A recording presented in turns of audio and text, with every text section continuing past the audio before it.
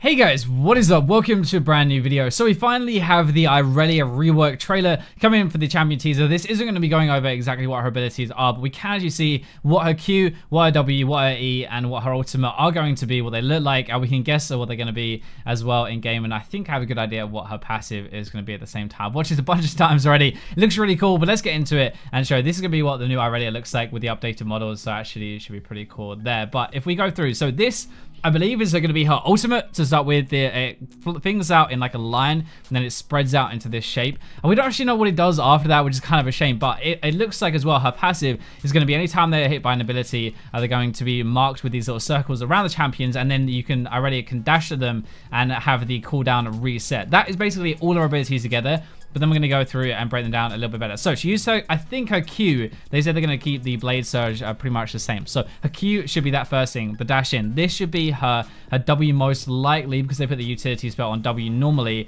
which is blocking everything, and then it fires out damage afterwards. So it looks like, honestly, she actually has something that makes her invulnerable, which is going to be pretty crazy and reflects some damage. So it's basically, it looks like it's bouncing off, so I'd be surprised if it does any damage. Anyway, so she's going through the Qs like normal. That is how I look at her, what I think is going to be her E as well, which is really cool. So she uses her Q, goes to different minions, and they reset if they die. So that is pretty much the same as a normal Irelia that we have right now, right? She's then going to be placing her E down after this. So if we look here, there is one blade up here, another blade down here, and in between, it looks like it roots them if they get caught. Maybe a stun, but it looks like just a root. Like, oh, actually, no, it is a stun. If you look at the concussion thing above the ribbon, it also marks her, so Irelia can jump in onto the ribbon. It's going to stun her, then she jumps in, then uses her ultimate, which I'm guessing is going to do some more damage. Marks her with the passive again, then she uses the Q to dive in. So it looks like each application of an ability is going to mark her with the passive, and then she'll be able to fight them. So again, you have these two here. It looks like it's quite a big hitbox, because that person at the top, that LeBlanc, is definitely not in this line here, but she's going to use them, put them together, stun both of them, jump to the Talon, jump to the LeBlanc afterwards, jump back to the Talon, jump back to the LeBlanc. So she used her Q there 4 times, and apparently that is actually normal. But if we look at the last 5 of the game, let's just go back here. So she used her ultimate, hits everybody. She's able to dive between all of them, bounce her thing here with Swain, and then we're going to see some lovely booty as normal. So that seems like it's going to be what Irelia is actually like. This is going to be her ultimate. I would really be surprised if that is not her ult, but this obviously is a first look and impressions of her trailer. Gonna apply the marks, which seem to be the things that reset her Q. So she goes onto the Kane, then goes on to the Cassiopeia afterwards, reflects the damage back onto Kane, and it looks like a damage reflect anyway, but it's definitely blocking damage here.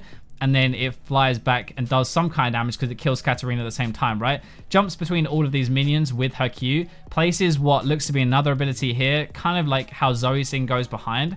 So, well, I guess both directions, but you have 2 of them, one here, place it down, it stuns a person, she jumps through to Riven, then another minion, then back to Riven, use her ultimate for the damage, which applies another mark, and then jumps again. This is a really good example. This is kind of crazy, but hopefully she's just kind of fed. She stuns both of them, which is a lot of utility. Much better stun than we have right now. And it's going to be a lot harder to hit as well. But she stuns, then jumps to the Talon and reflects back. So it looks like that time, I'm not entirely sure. Because if you have a look, like she only hit them with one ability right there. So she hits them with this and it applies a mark. But then she jumps to them again.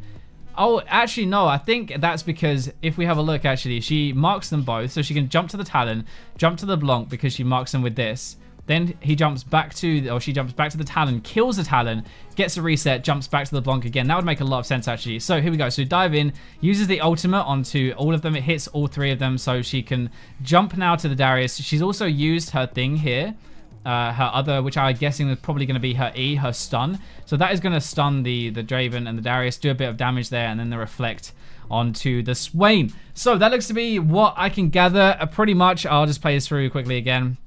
This seems to be what the new Irelia is actually going to have.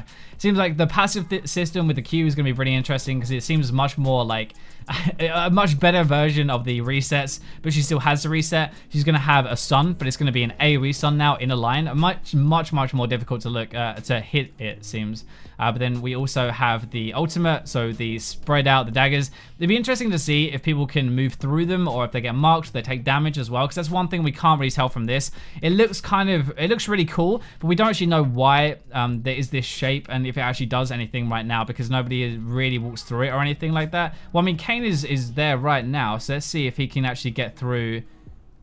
It looks like he can't run through it, you know. Actually looking again at this, it looks like he really can't get out of that. It looks like he's actually trying to run out, but he just can't get through the wall. I wonder if that's actually true or not, but it definitely seems like she actually locks him in the cage, kind of like a...